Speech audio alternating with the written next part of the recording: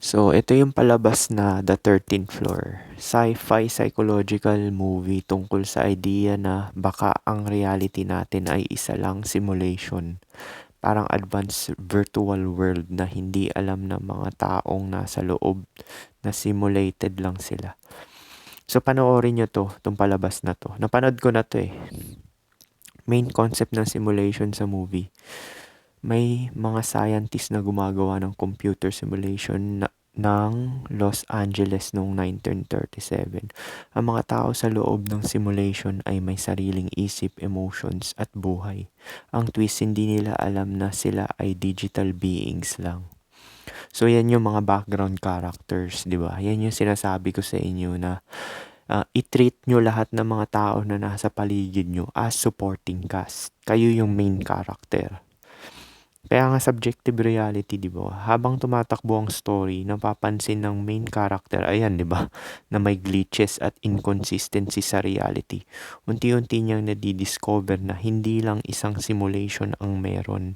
May higher reality sa ibabaw nila. Posibleng sila rin mismo ay nasa simulation din. Kasi nga, yung gumawa ng realidad na to, malamang sinimulate niya yung sarili niya para maging physical nga, di ba?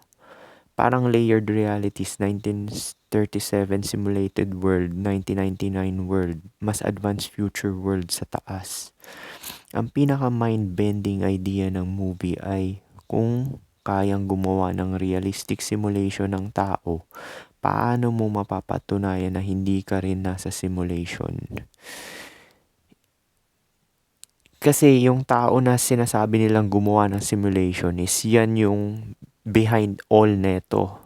Which is nga si I, di ba? Si God. So parang nilagay lang nila sa movie na yung concept na gano'n, na may creator. Tapos nandun din sila sa simulation. So kung sino talaga yung nag-create, sinimulate niya rin yung sarili niya. May common sense, di ba? Kaya nga sinasabi ko eh. So paano to nag-exist lahat? Hindi mo na pwedeng tanungin yan kasi nga malamang yung gumawa nito siya rin, di ba? Kaya nga sinabi ko yan sa mga clips ko dati. Philosophical theme, maraming concepts dito na konektado sa subjective reality, consciousness, identity, free will, simulation theory. Malapit ito sa ideas ni Nick Bostrom, simulation hypothesis, the matrix, hidden artificial reality, lucid dreaming at awakening concepts. Kasi sa movie, ang memories pwedeng program lang. Totoo naman talaga, yung memories kasi talaga natin is feedback yan galing sa AI loop. Actually, sa next i-discuss ko yung AI nanotechnology. Bukod dito sa kasi lahat tayo nakahook na dun, simulated, pati sa mga gadgets. Ibig sabihin, yung brain natin konektado sa lahat ng mga electronic devices. Pero sa ibang topic na yon, abangan nyo na lang. Ang mundo mo pwedeng generated lang. Ang katawan mo pwedeng vessel lang. Totoong vessel lang talaga kasi nga yung consciousness or awareness of your being, siya talaga yung may freedom of choice. Ginagamit niya lang yung body mo para maglaro dito, di ba? May experience yun, life and death, tsaka yung kung ano pang experience na gusto mong piliin. At may player na gumagamit sa'yo mula sa higher level. Yun nga yun, si God nga, di ba? Parang NPCs na biglang nagkaroon ng awareness. Kasi NPC ka rin dati. Yung nagkaroon ka ng awakening, natuklasan mo na may kumokontrol pala sa'yo, anong tawag doon? Ang nag-take over na dun sa katawan mo is yung God na nga, di ba? Connection sa simulation theory, ang movie ay inspired partly sa philosophical question. Kung magiging advanced enough ang technology, makakagawa ba tayo ng universe level simulation?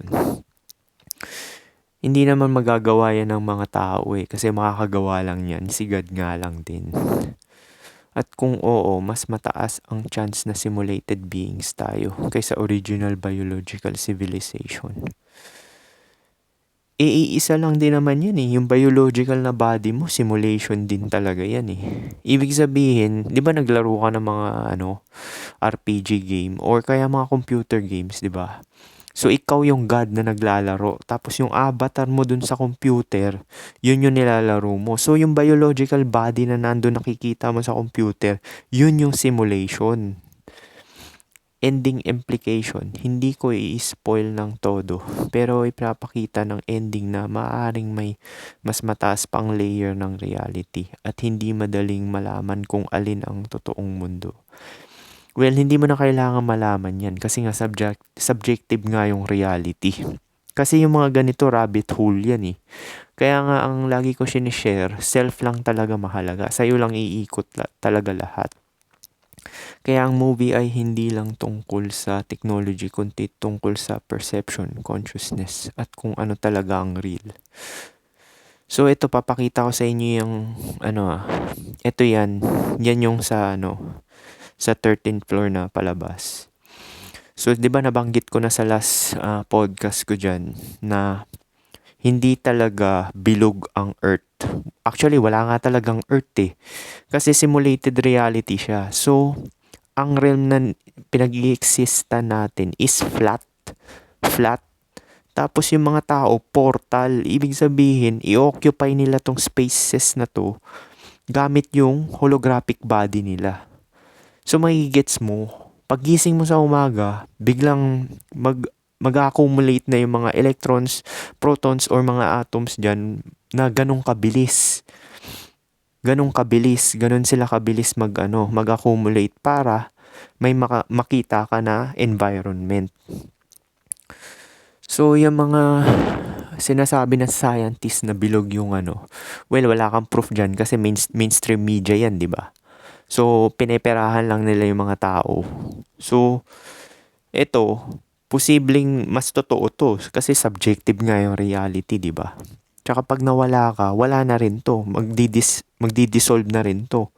Yan yung mga grain na yan, yung mga holographic na yan. Mawawala na rin yan. Pati yung mga tao na nasa paligid mo, portal lang talaga sila. Parang pocket. Alam mo yung biglang di ba merong mga ibang palabas dyan, pag nawala na yung character na matay, biglang biglang yung magdi-dissolve na, biglang mawawala na lang bigla. So parang ganun siya. So ayan sana nalinawan kayo dito. Wala talagang earth, flat lang talaga siya. Game board talaga siya. Game board. Tapos yung mga tao sa paligid mo, portal lang yan. Parang mga holographic na tao. Kagaya sa palabas na Matrix.